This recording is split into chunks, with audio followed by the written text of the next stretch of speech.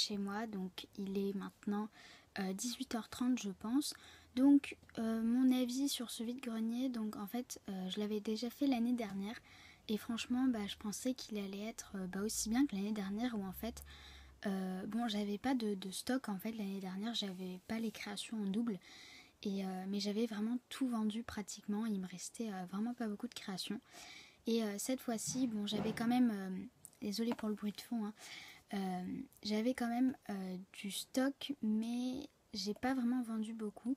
Par exemple pour les colliers j'en ai vendu que 2 et j'en avais quand même une bonne vingtaine et du coup c'est ce genre de truc, c'est un peu pénible mais sinon j'ai pas mal vendu, donc au niveau de la somme je vous dirai pas exactement pour pas qu'il y ait de débat dans les commentaires comme la dernière fois.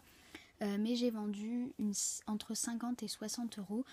C'est très bien je trouve, c'est raisonnable, même si pour ce genre de vide-grenier qui est extrêmement fréquenté, il y a vraiment beaucoup de monde et surtout vu que c'est dans une cour d'école, il y a beaucoup d'enfants et c'est un peu les personnes qui s'intéressent le plus aux créations Fimo, en tout cas les créations gourmandes et il y en avait pas mal mais voilà ça reste que c'est pas mon record.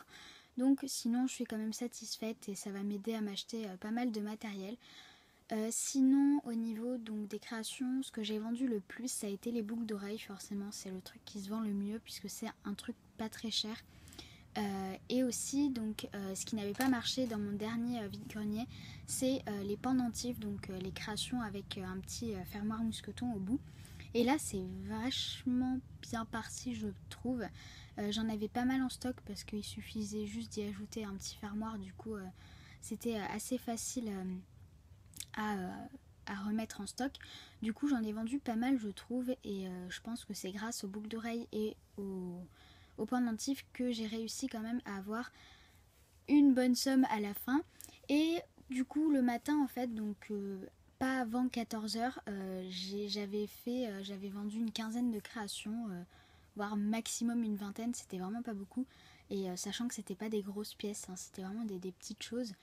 Et en fait ça partait mal parce que déjà il a plu et j'étais à côté en fait d'un stand qui avait mis un portique avec des vêtements juste à côté, enfin comment vous dire, on était dans un angle comme ceci, voilà un angle, et nous on était juste là et la personne avait mis un portique comme ça et du coup ça nous empêchait tout simplement de voir le stand et du coup ça a un peu empêché les gens de voir les créations.